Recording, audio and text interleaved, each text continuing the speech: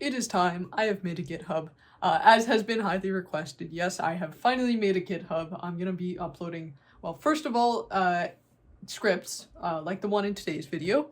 I figured why not celebrate the creation of the GitHub with a new shell script. So that's what we're going to be doing today, but I will link this first thing in the description so you can go get scripts that I've, made and covered in previous videos. And I'm also going to be putting other stuff on here, so stick around for that. Anyways, today's video is going to be clipboard history in 30 lines, another dmenu script.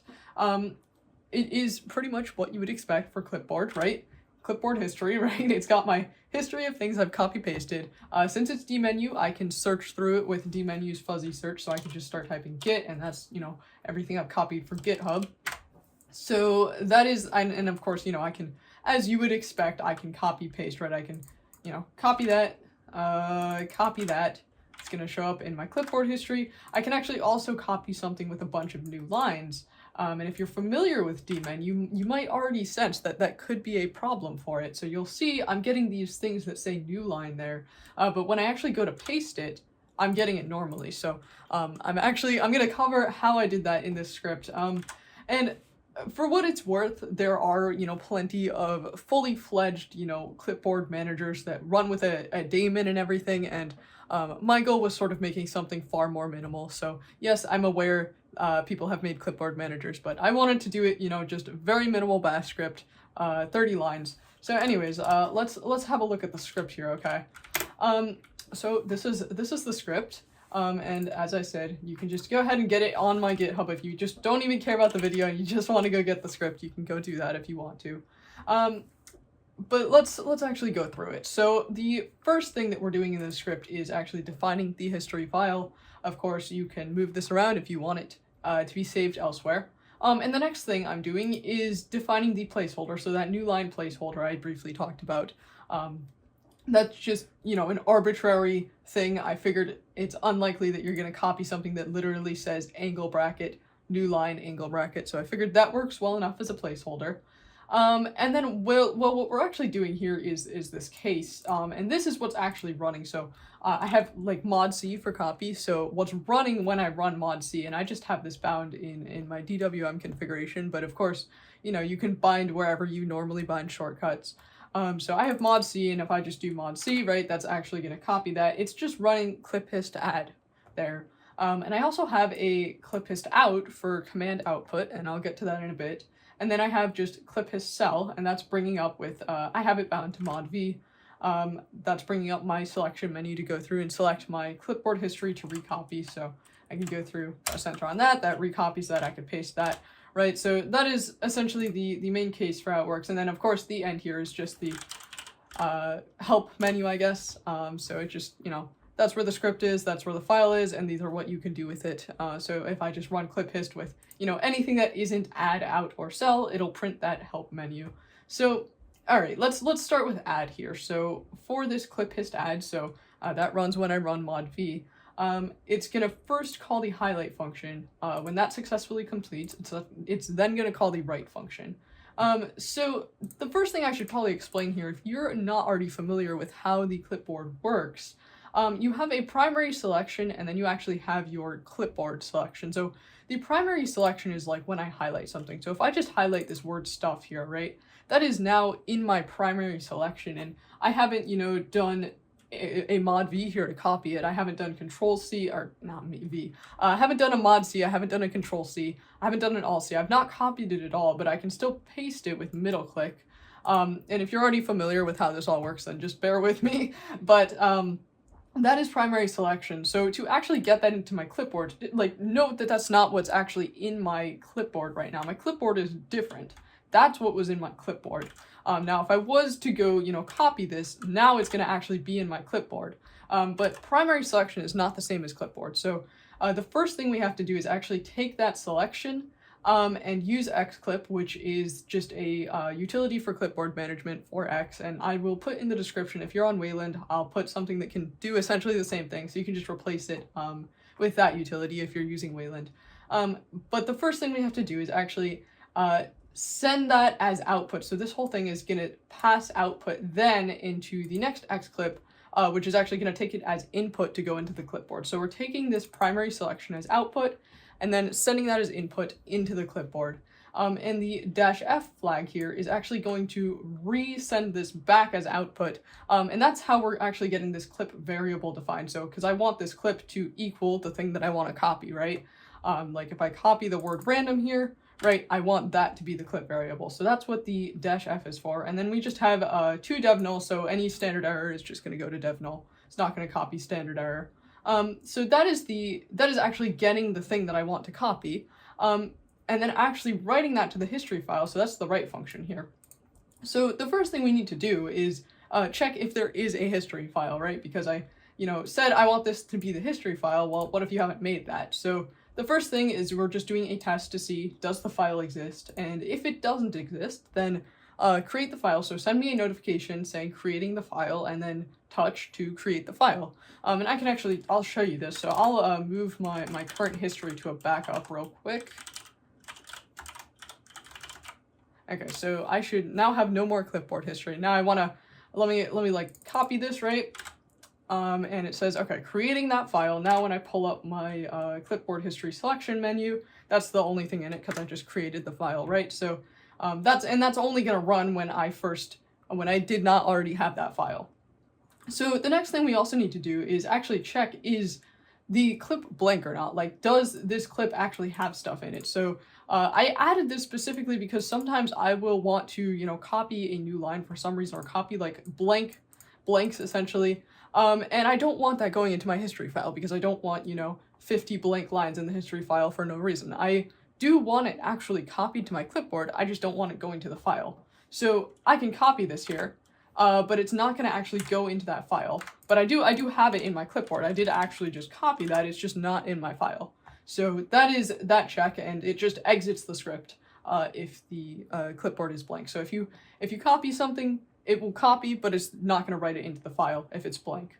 So the next thing is the new line thing that I was talking about. And I said, if you're familiar with dmenu, right, and you have a bunch of new lines, it's just going to create new dmenu lines, because that's how dmenu works essentially. And if I want to copy this thing here, and it's got new lines in it, right? I don't want a bunch of different lines in dmenu. I want what it gives me, which is just one line that I can then repaste as a single paste. I don't want to have to like recopy each of those lines of it individually, right? So, and like I said, right, when I paste it, that's going to paste it normally with those new lines back in it. So what this multi-line variable is going to say is just, okay, take this clip variable from above and pipe that into sed, and just replace those new line characters with the placeholder that I defined up here. And this initial part of the sed here before the substitution is just saying operate on the entire block rather than line by line. So for each line, it's essentially going to append the next line into the pattern space. So it's combining them to run it all as once, and then we're doing a substitution with new lines. So replace that \n, so the new line character, with the placeholder I defined, and the G is just doing it on the whole thing. So that is how we're getting the multi-line, which is actually what's getting sent in the notification.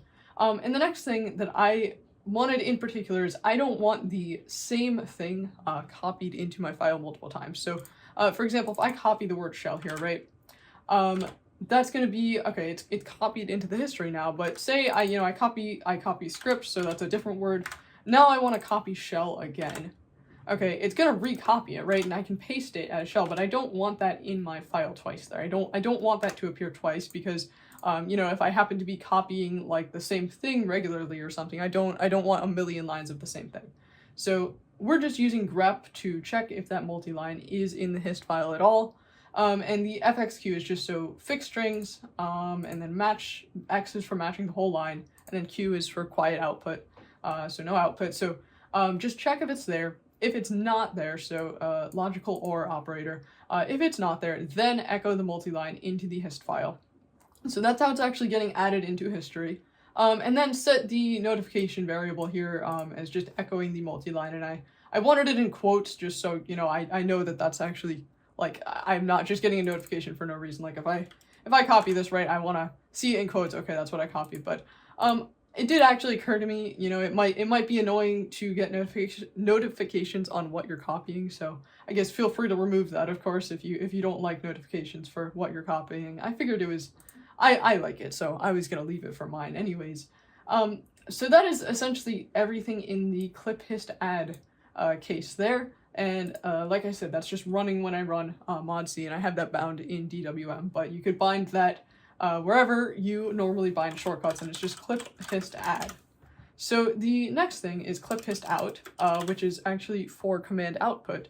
So if I do, like, I don't know, pwd, right, print the working directory, let me clear this is annoying, pwd, that's the working directory, right, say I want that in my clipboard. So what I can do is I can just send that to clip hist out there. And that's gonna then copy it, and that's now, you know, in my clipboard history. I could go ahead and paste it. Don't want to paste it in the script though. I could paste it over here if I wanted to.